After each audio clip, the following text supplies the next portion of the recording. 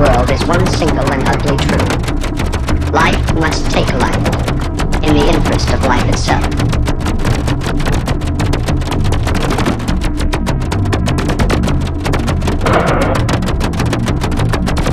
It is the mistake of arrogance to equate size with significance. For the less visible one's enemy, the more powerful his threat.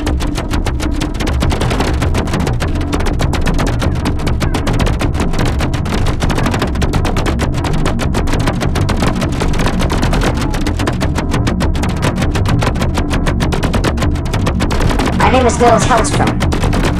That name rings a bell at all, it's probably in connection with the words fanatic, lunatic, heretic. Actually, I'm a scientist, and these other descriptions have come as a result of my dedication to my work.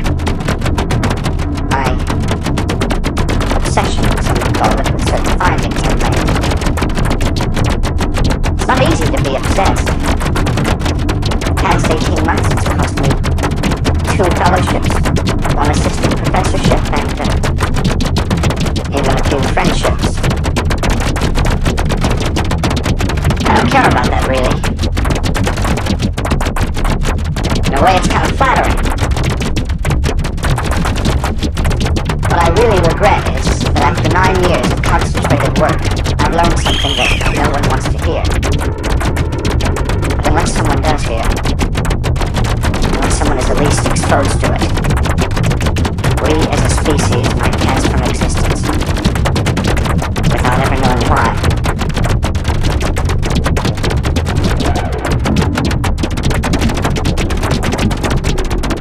This is the radiation laboratory of Rock Valley, Nevada. A carefully controlled, highly quarantined area where tests on the effects of radiation on living tissue are conducted. Man first began to wonder whether or not he could withstand the effects of his own technology. What his future in a heavily radioactive environment would be. He began comparing his own powers against those of other animals. To most of the animals he tested, he found he was equally vulnerable. But into this irradiated environment where all living things began to die, came an unexpected survivor. One creature that lived on as others faded from existence. This one creature that had survived the historical ages of ice and flood, of volcanic eruption and fire. The insect, in a frightening tour de force of adaptability, proved conclusively that he could endure, where man would ultimately fail.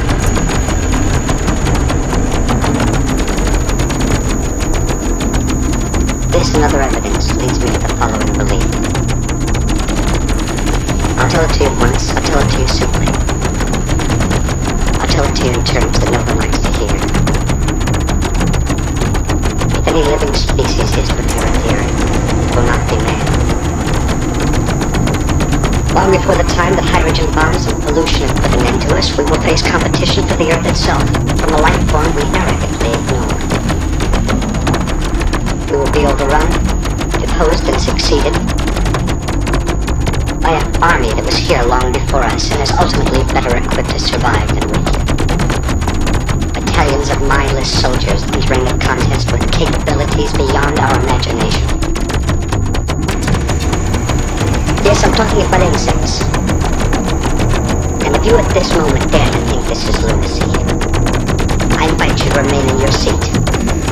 Draw your own conclusion, and learn the inevitable destiny of ignorance. Primeval planet Earth, an arena of continual contest where only the most versatile and resourceful can endure. An atmosphere lacking in oxygen, scorched by day, frozen by night, continually bombarded by the deadly radioactive rays of the sun. In this testing ground where the mighty dinosaur would stagger and fall, one silent witness hangs on.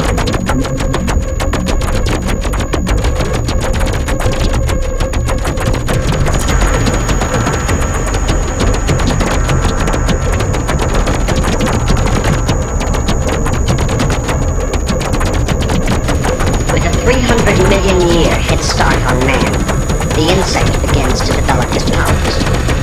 He dominates the Earth and exploits his dominion well. With each new generation come new experiments in shape and function, transforming him into specters as limitless as the imagination of the insane.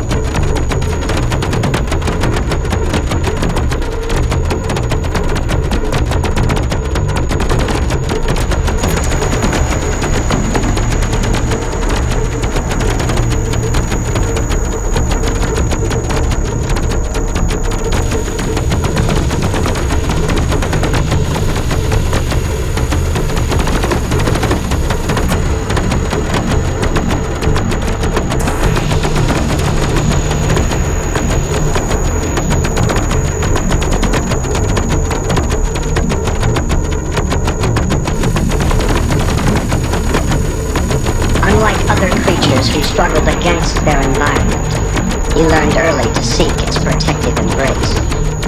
Creating an endless wardrobe of camouflage, he and his environment became one.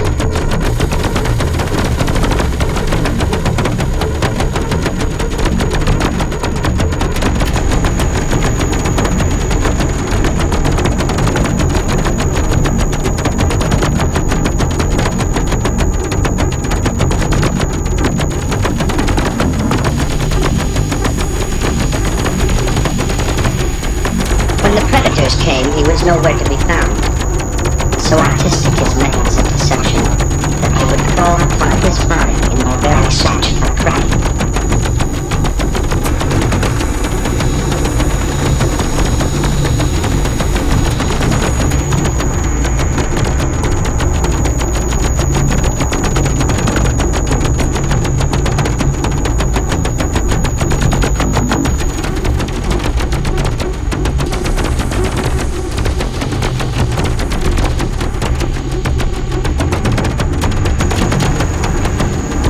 The true miracle of his escape had yet to come. At a time before other creatures were even aware there was a sky, the insect was able to leave the ground.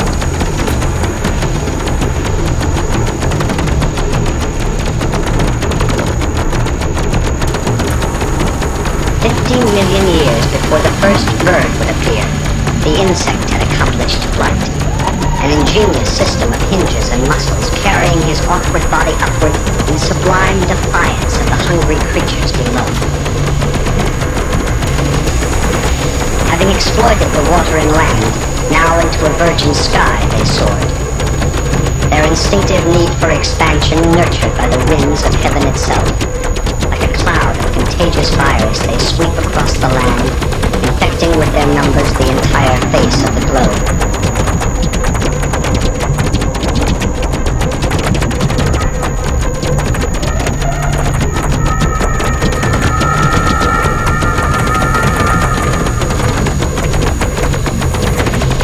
Prehistoric Earth is not without defense, for carefully interwoven in the matrix of innocent beauty is a macabre masterpiece of revenge. Plants, too, have become predators. The cobra plant luring its victims into a maze where they will be constricted and digested without mercy.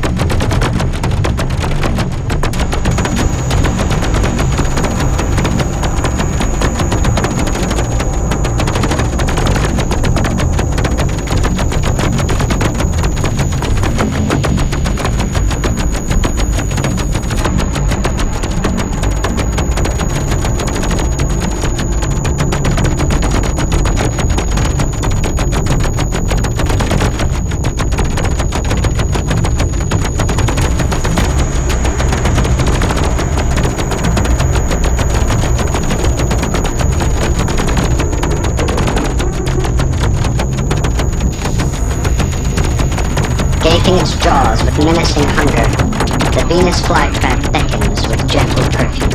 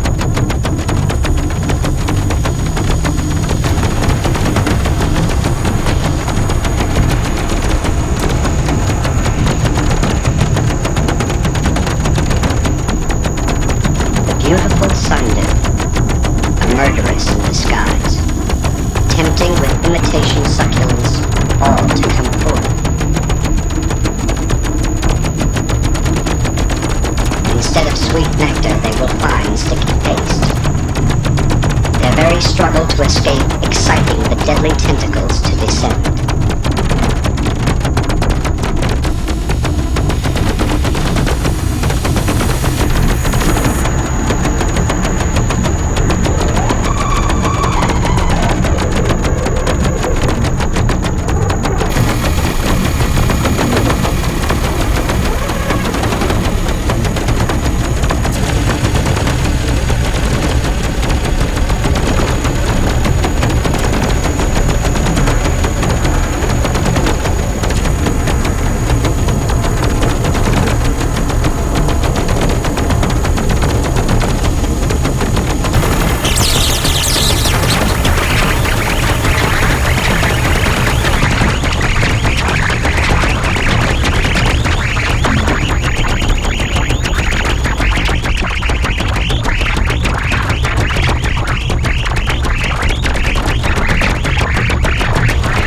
indifference born of necessity. Others too become an instrument of death.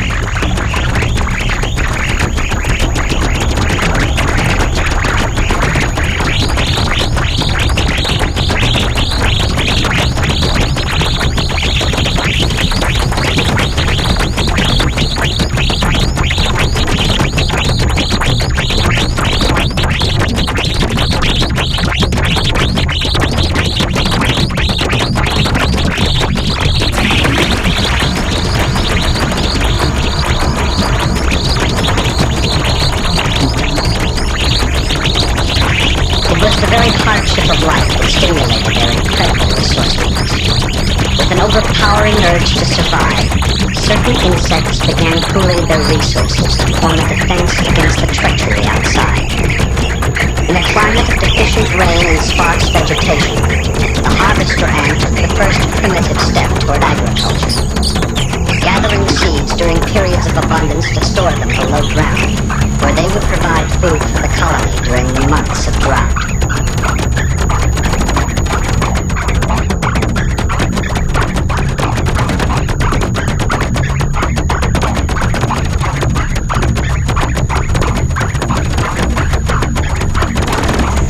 While the adults are out working in the field, the young take on the responsibility of childbearing. Gathering the eggs and larvae into a communal nursery, they tend the infants and the unborn with the meticulous care of a midwife. There are several stages of fetal development, and each is attended differently. The specific instructions carried chemically on the skin of the larva are as clearly readable to the nurse ant as a written prescription.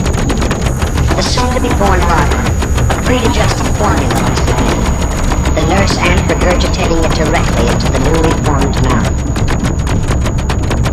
As soon as the young are born, they must take over the job of nursing, freeing their own nurses for work in the fields.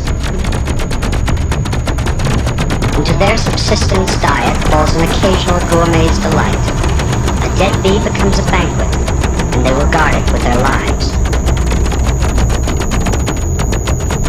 The instinct to harvest is akin to the instinct to breed. To a neighboring colony of real harvesters, the temptation has become too great.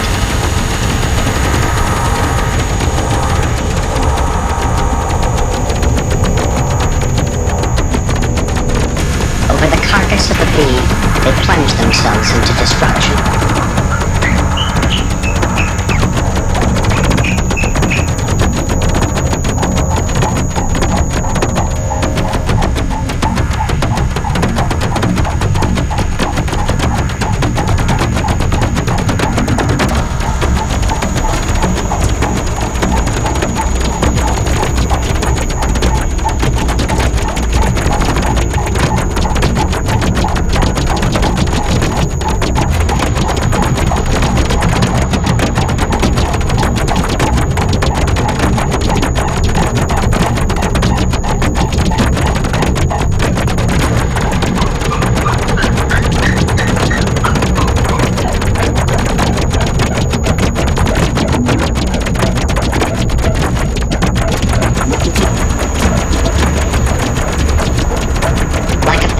Gruesome robots, once they begin, they cannot stop. With their own parts strewn upon the ground, they continue to fight, the battle ending only when the last of them is dismembered and dead.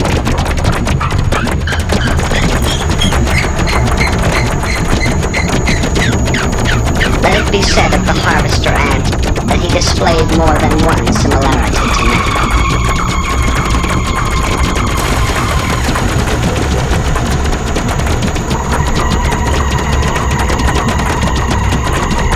As a scientist, I would very much like to have been on hand during the first 7 days of creation. I would like to have seen the ironic smile on the Creator's face as he gave each creature a different strength. full well that eventually only 2 among them would be left to fight for what remained of the Earth. That seems preposterous. Here's a little fact for it.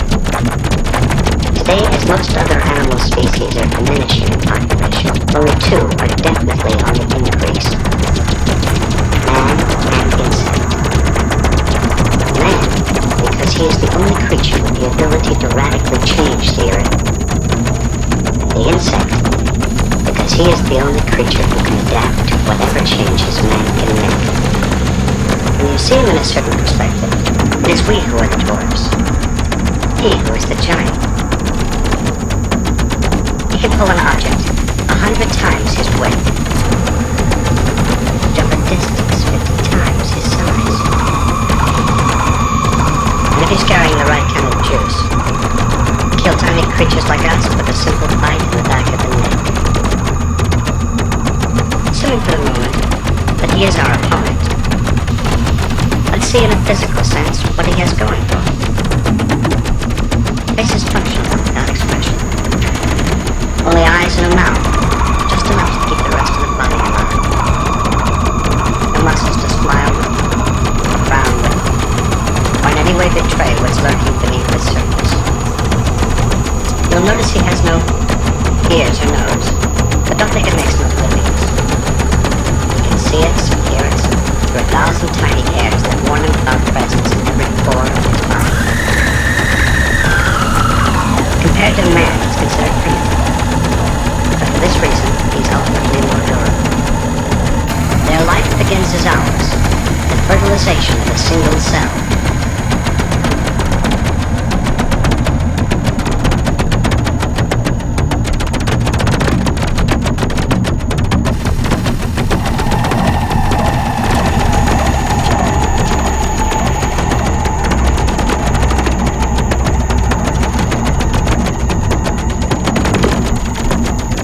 The miracle of creation seen in this minute is the product of 6 short days. In the time it will take a single human embryo to develop, this insect could reproduce 401,360,000,000 of his kind.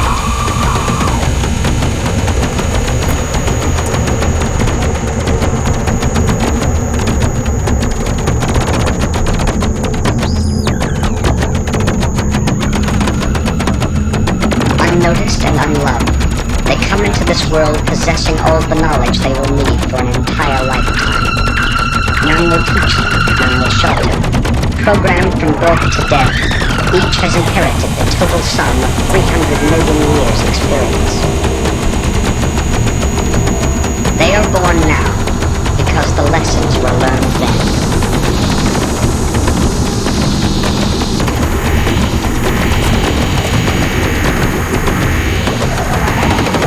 Physically, they are a miracle of engineering. Their skeleton is on the outside, allowing greater leverage to muscles within. They move by a system of hinges. Flexing an infinite variation is the situation demands.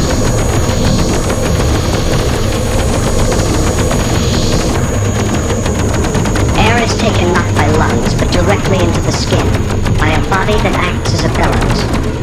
Defense mechanisms are everywhere. Spikes and prickles, stingers and thorns, burning chemicals and poison spears that jut angrily into the air. Like a finely honed machine, his jaws are sharpened as they cut, his feet giving firm foothold, extending his mobility into areas where few others dare go.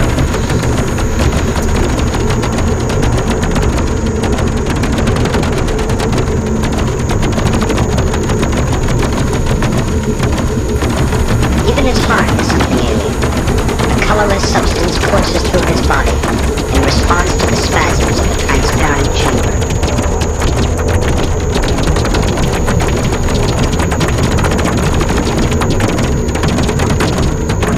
Unlike man, whose physical limitations are dictated from the moment of his birth, the insect is born with the ability to actually improve on his own body.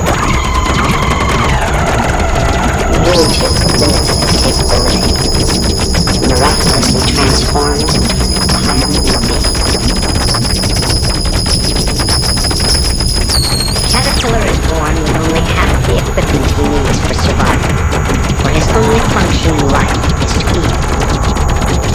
the ability to reproduce, he would die before fostering others in his kind.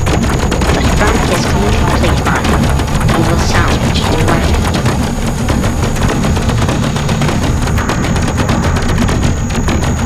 Hardening from within, his skin begins to split, extruding with convulsion an alien, sleeping form. Through a process similar to the contractions of birth, the new form squeezes outward into the air, a creature with no resemblance to the life it had just hours before.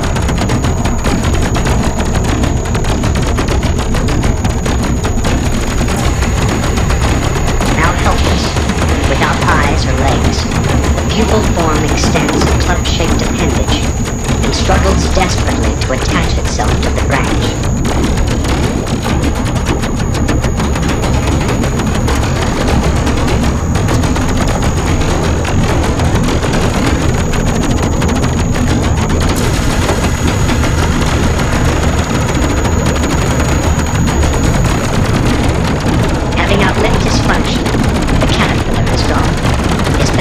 Shriveled remnant cast off like a worn-out coat.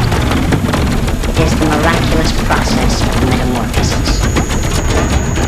In hours, the unsightly mummy has been wrapped in beauty. A coffin adorned with jewels where he will slumber until the signal comes to awaken.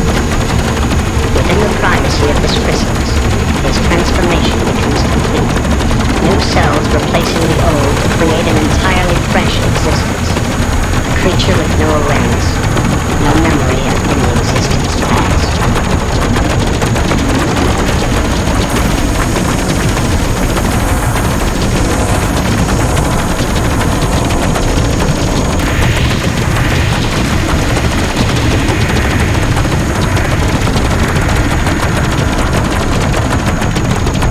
Where the thorn once stood, now stands the rose. But like his predecessor, the butterfly too has only one function in life. Whereas the caterpillar lived only to eat, he lives only to mate. Lacking a mouth to chew with, from flowers he draws liquid sustenance, mixing with them to create the most beautiful visual harmony in all of nature's symphony.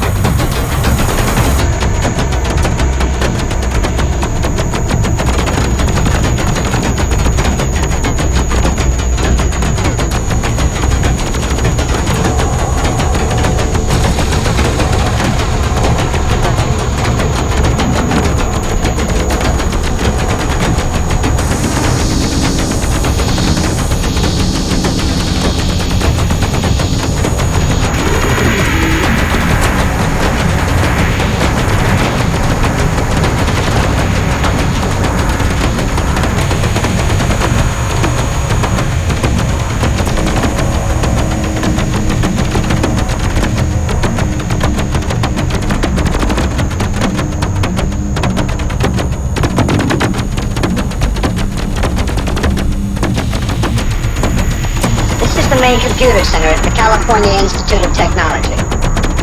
Here, the most sophisticated machinery man has at his command is being used to study the primitive brain of the insect, to document and probe the astounding efficiency of such a simple mechanism.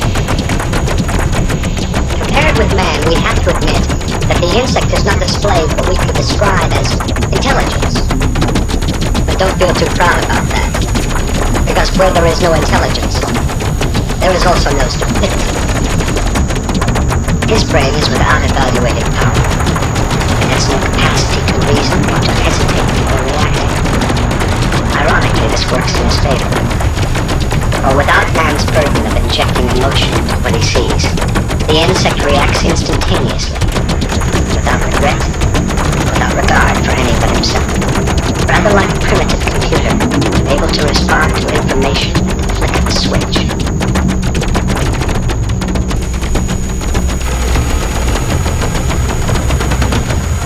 Now, I wouldn't dare compare a brainless insect to a man's brilliant computer brain. Think about it. A computer is a mechanism programmed with 1,000 tiny bits of information. It operates by juggling that information into a form of logic. I humbly submit, it's not without analogy in the insect world.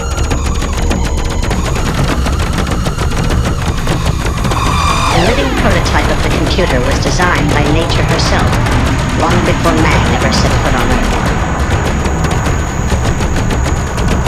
The termite mound, one of the first experiments in social order. Deceptively tranquil facades, masking the intricate workings within.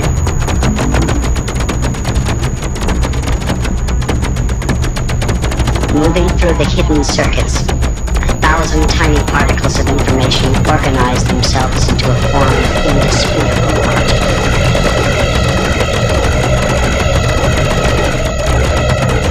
Their source of power are their queens, great throbbing masses of energy, motivating all with their insatiable need. Should a queen be allowed to die, the rest will perish too, for within her pulsating body lies the future of the mound. She may live a half-century, tended by endless generations of her offspring.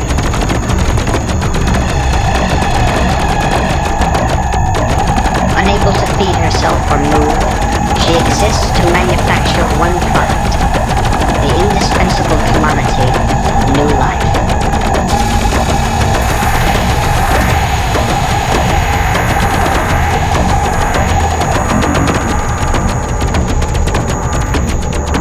At the rate of 10,000 per day, eggs exude with the regularity of assembly line production, carefully sorted out, counted and stored for the workers in subterranean nurseries, where they will incubate until the time of their birth.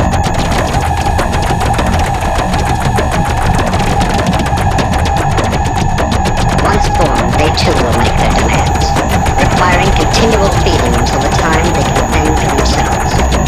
Never able to leave the protective walls of their mound, they come into a world that is completely self-sufficient.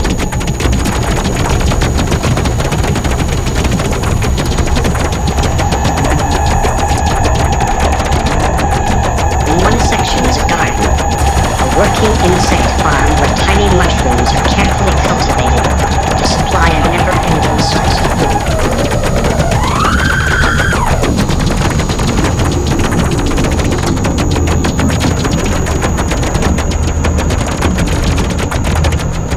The entire society is guarded by soldiers, sentries equipped with outsized jaws, who will warn with a snap of their heads if the mound is ever invaded by the beast.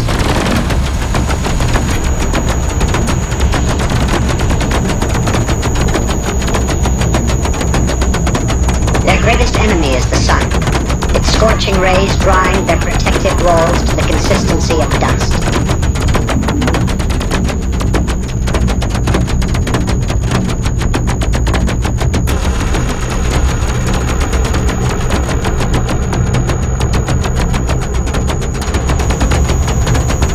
Ripped open, they stand defenseless against attack. Moving with sudden frenzy, the soldiers assess the damage.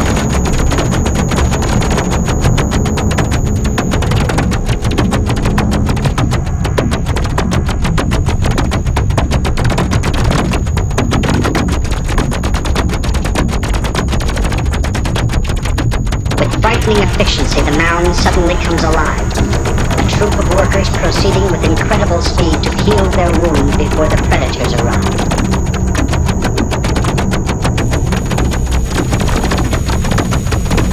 Exuding paste from special glands, they fight to rebuild their shield. But in their work it's desperation, for the drying rays of the sun begin to suck the life from them too.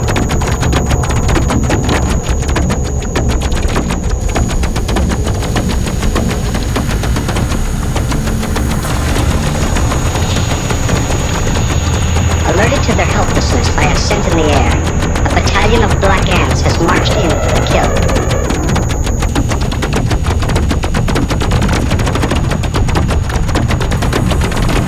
Rising to the job they were born for, the soldiers move unquestioningly into battle.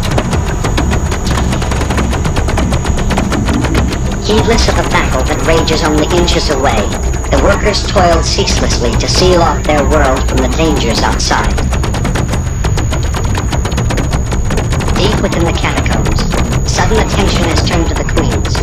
The workers risking suffocation in an attempt to roll their enormous bodies to a place of concealment. Once there, they will be rolled in, covered by earth until the battle is over.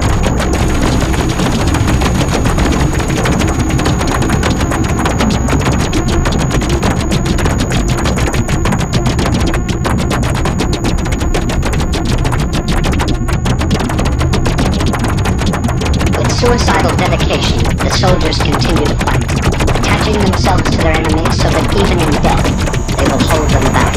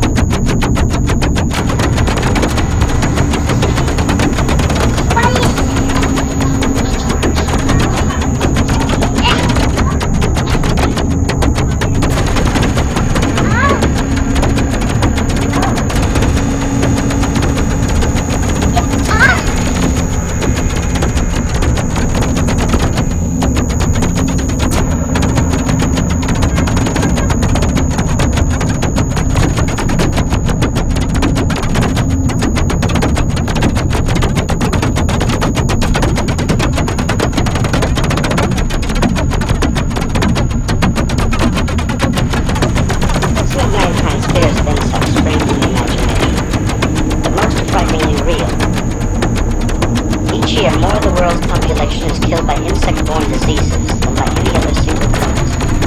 More than wars, highway deaths, old age. This is a fact that you can look up and verify. Diseases like chronic plague, malaria, colitis, yellow fever, typhus, black plague, cholera, you name it, they carry. This is a demonstration of what it does combined with the laboratory evidence. Terrorizing constitutes consuming insects can be as lethal as cobra bites.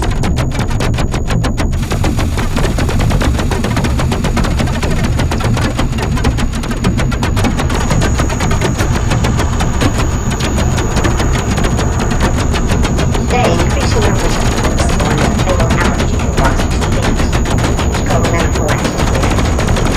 A venomous sting in the leg can stop the heart as quickly as though it had been hit by a bullet. Here's the master execution of them all. Mosquito. Genus Anopheles. #1 killer of man on the planet Earth. Capable of carrying malaria and relatively neutralized. I wonder how David still survived. Like the insect, he wasn't afraid to die. Disease is only a front. But the insect hasn't even deadlier like man. It can strike directly at small sites. Each day as man's population increases, he finds himself in deepening competition with the insect to devour the Earth's resources. The insect has been called a walking digestive tract, not without reason. To support his own life, he will consume as much as 100 times his own weight each day, which to each of us would be like eating an entire cow, a herd of 30 each month. And as the insect population grows, he naturally eats them. For those who have witnessed the hideous display of appetite, the outcome is clear. If allowed to continue on his reproductive rampage, the insect will defoliate the earth.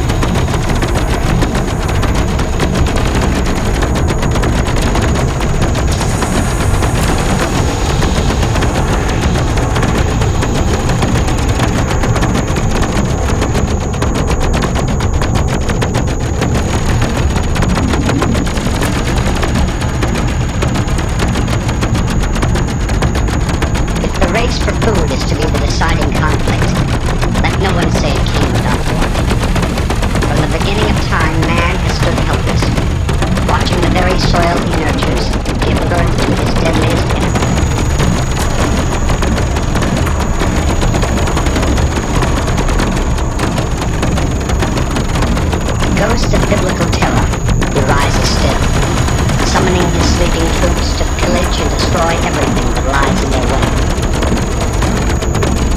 In the innocent disguise of grasshoppers, they will wait endless years till something in the air signals the time is right.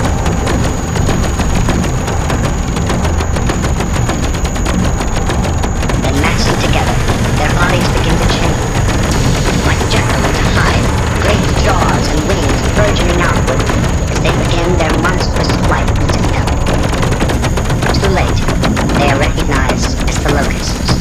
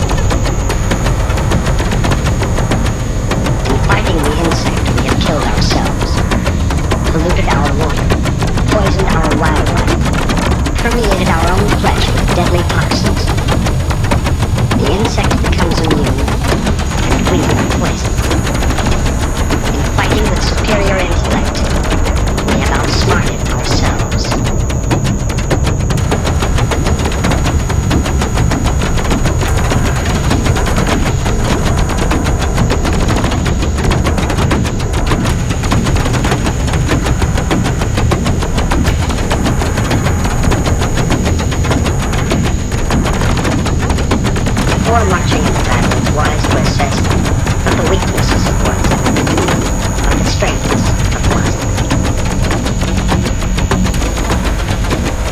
Enemy has a physical or mental capacity, but his technology. I think technology seems a strange word to apply to it since you're in for a surprise. Let's start with communication. In its most basic form, one creature's ability to communicate with the next. With the use of a highly sensitive microphone, I found silence around me to be filled with sound. Not only sound, but language. Dozens of languages as different from one another as Japanese is to English is to Russian. Listen.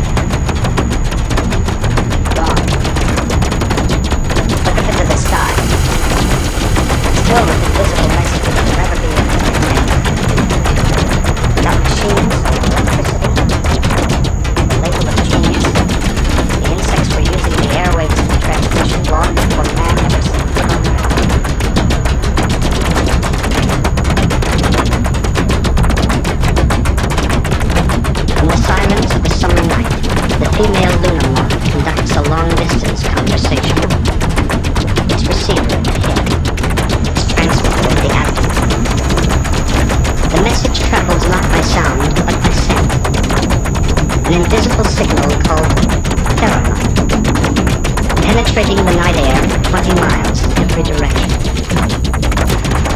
The message is one of need and identity, an invitation to mate, perceived only by a male of its kind. Having waited for direction, his journey begins. An all-night flight down a clearly marked path. Without this ability, such rare species would perish. Males and females unable to find one another across the great distances between.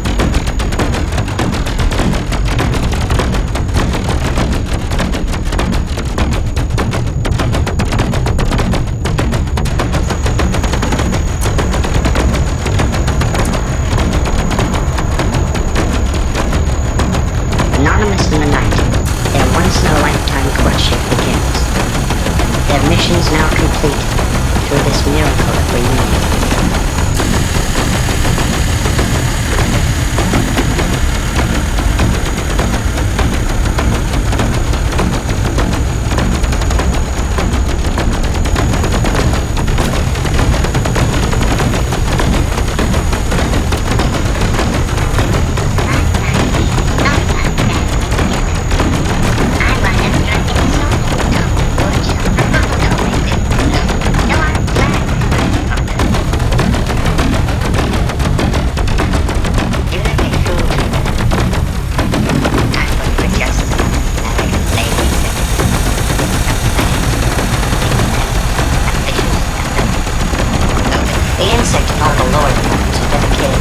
and survival. Survival comes through reproduction, reproduction from mating.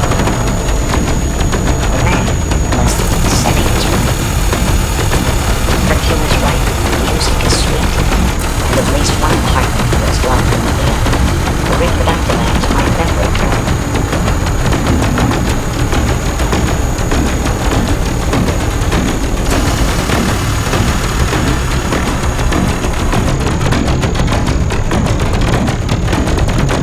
Biological mechanisms, you can see that this is not terribly efficient. Males and females of all other life forms are drawn together in the direct and singular interest of reproduction.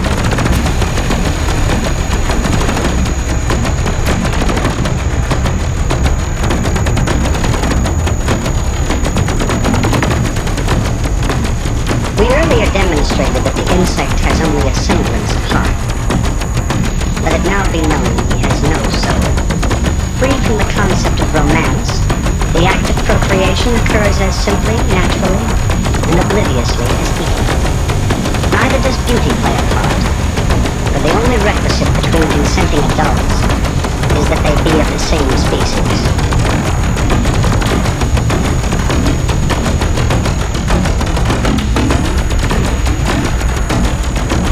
Between two jumping spiders, close relatives of the insect, a ritual of semaphore signals communicates identity and willingness to proceed.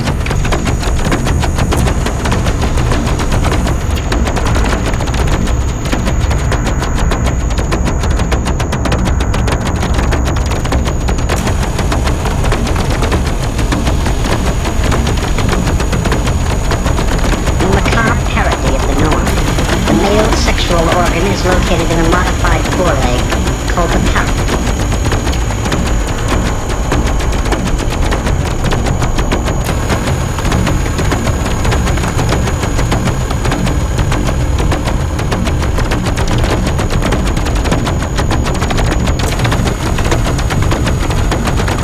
The incredible feat of engineering called web building is done for two purposes.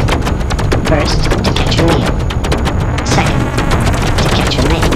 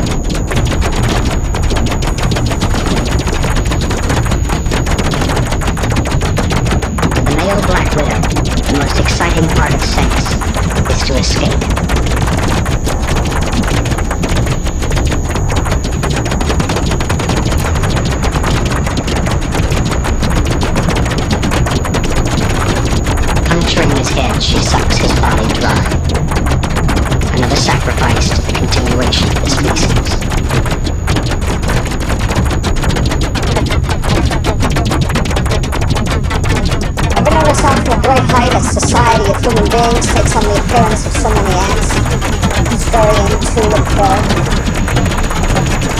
If you have, it's a rather dull-witted observation, because there's really no similarity whatsoever. Down there everyone has his own name, his own identity, his own path, which more often than not seems to collide with everyone else. It's quite unique to human beings, this sense of individual purpose, this need to compete with all the rest. True, as individuals it gives us strength, but as a species it threatens our chances for survival. Think about it sometime. We seek a so-called perfect society, then we must look to the community of beings. For here there is no ego, no competition, no individual need. Each coming into this world with an instinctive understanding that he must support the rest. The foundation of this society is the worker. A sterile female born with a legacy of continual toil until, after just 3 months, she dies of exhaustion. Next there are the drones, potent and beautiful males, hampered by the workers for their singular function of making the queen. So specialized is their function that they are unable to eat by themselves and must be fed mouth to mouth by the workers.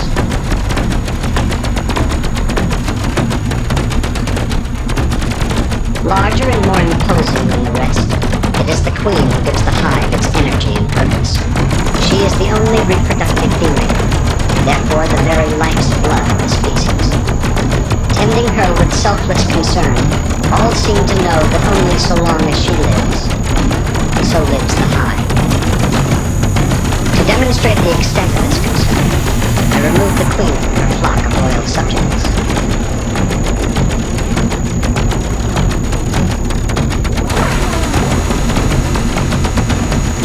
Immediately there is a unanimous cry of outrage.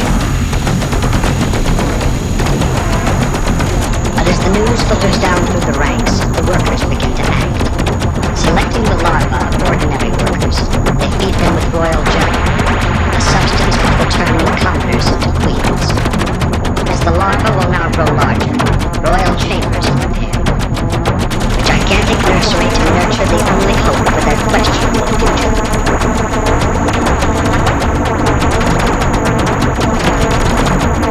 In a matter of weeks, the first 2 queens are born. Though mere infants, they will immediately be forced to fight for their right to inherit the throne.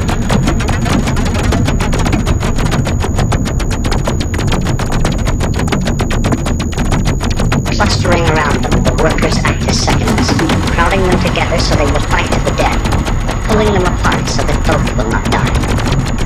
It is a purposefully designed test of strength. Only one queen can reign, and it must be certain she is the stronger.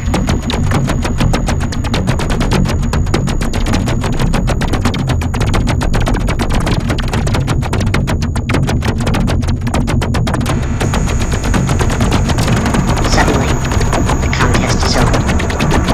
The queen is dead. Long live the queen. Now the workers carry out a grim task. Ripping open the remaining royal chambers, they lustily devour the larvae they have so carefully tended, destroying forever pretenders to the throne.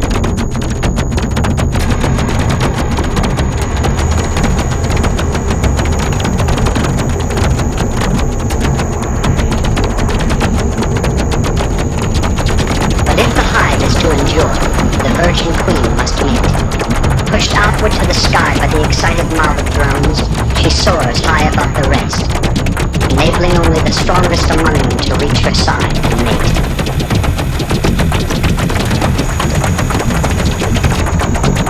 The ceremony's ended. The queen too begins a life of service. Moving across the endless expanse of honeycomb, she begins to deposit eggs. From now until the day she dies, this will be her life. Celebrated but enslaved, an object of worship, only so long as she serves. In the perfect society, there is neither emotion nor mercy.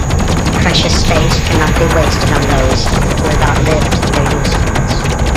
Having mated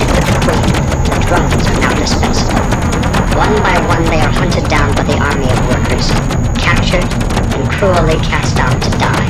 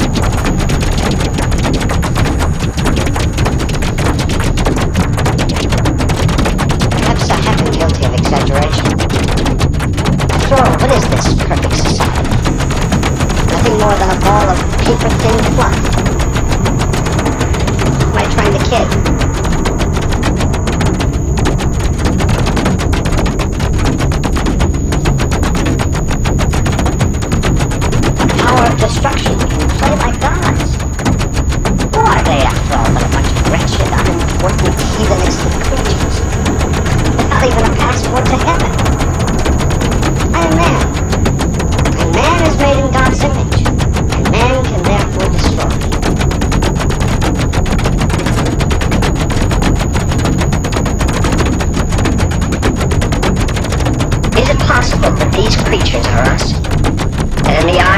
universe, we too are mere insects that can be destroyed at will. Only come earthquake and flood will we humbly submit that all things are relative.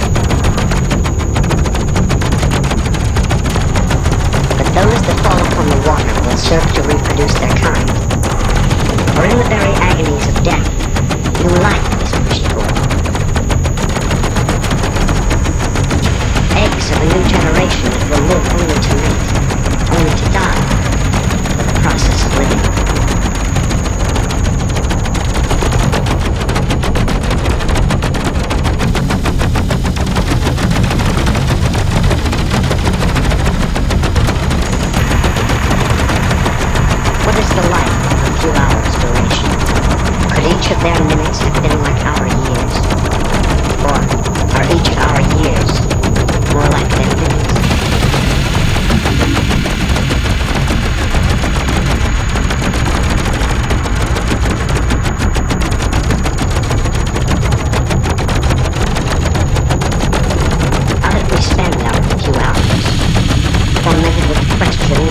already informed, or like they, accepting the gift, and gently saying goodbye.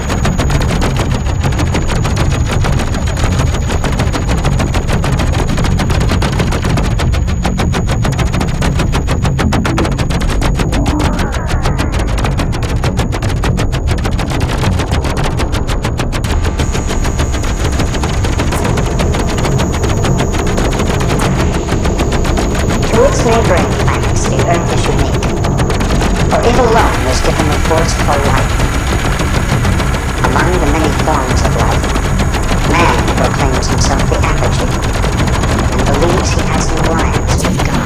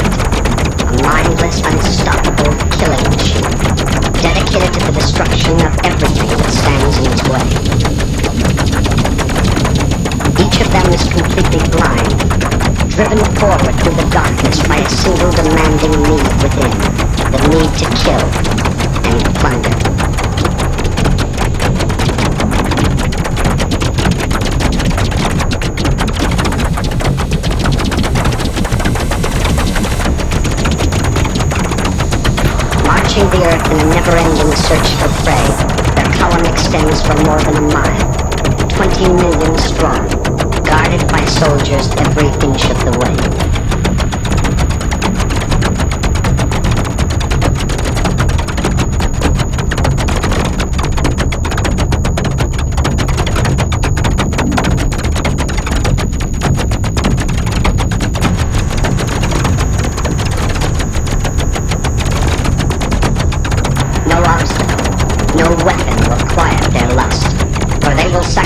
Their lives to continue on their way.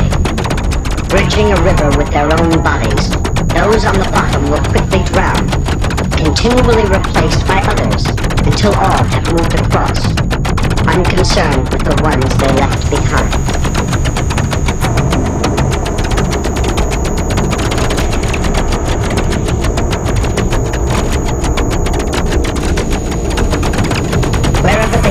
The land is transformed into a functioning military installation, a series of defensible trenches fanning outward from the main bivouac, which will serve as their base of operations.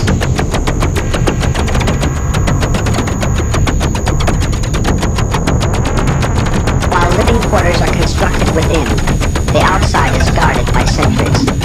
Soldiers stationed on ready alert will continually test the air for any sign of an enemy.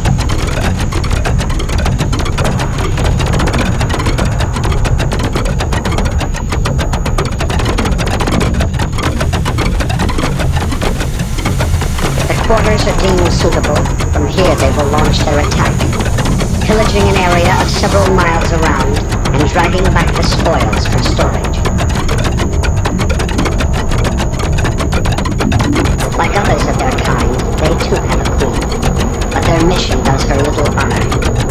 body scratched, her legs worn to stumps from being dragged hundreds of miles.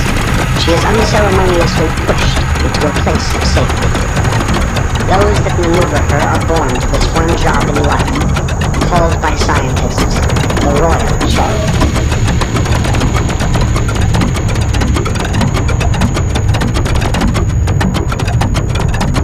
The barracks within are constructed of bodies, a series of living chains and ladders on which food and newly deposited eggs will be carried. A seething house of horrors.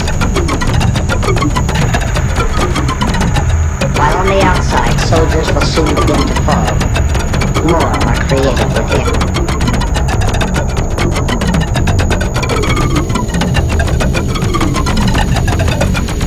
It is through pillaging that the young will be fed. And now the soldiers begin their work.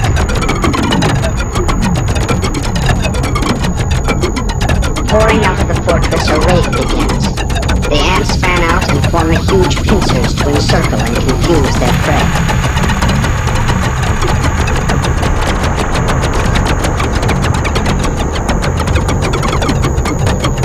When the rampage has begun, it is sensed by all.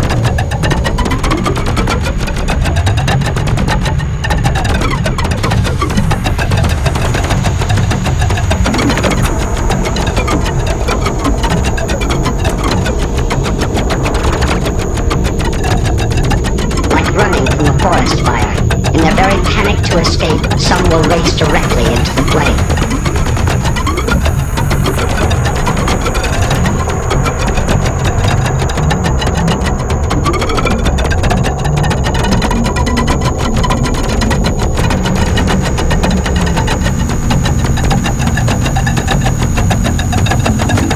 After sweeping the ground, the blind battalion surge into the trees, in search of those that are seeking shelter in the branches.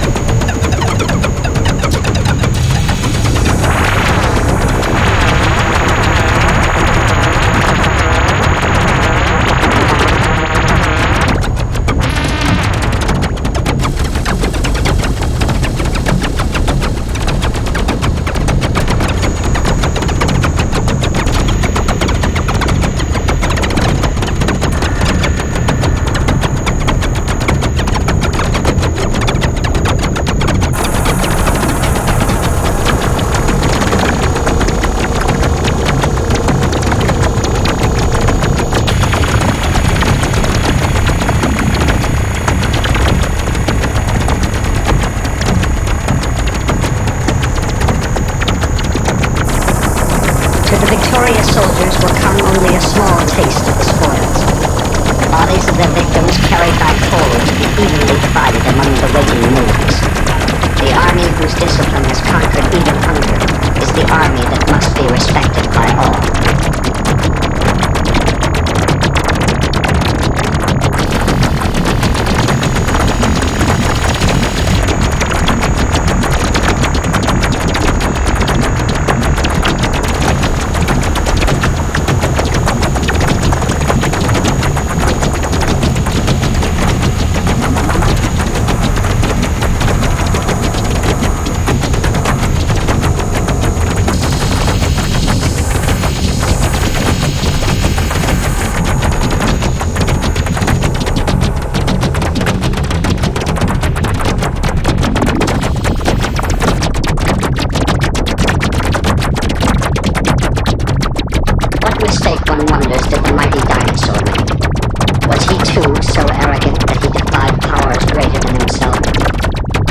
Was he perhaps created as a momentary amusement? An idle a joke to pass the empty time of 100 million years. From what is left of an existence, one will never know. Only that a species has tried and failed, proving in his failure that he was not the chosen one. As for who the chosen one really is, only time will tell. But if we claim to be creatures of reason, we know he stands among us now, waiting patiently beside our deathbed like he has at so many others. In a logic that perhaps no man will ever understand, the true winner is the last to finish the race.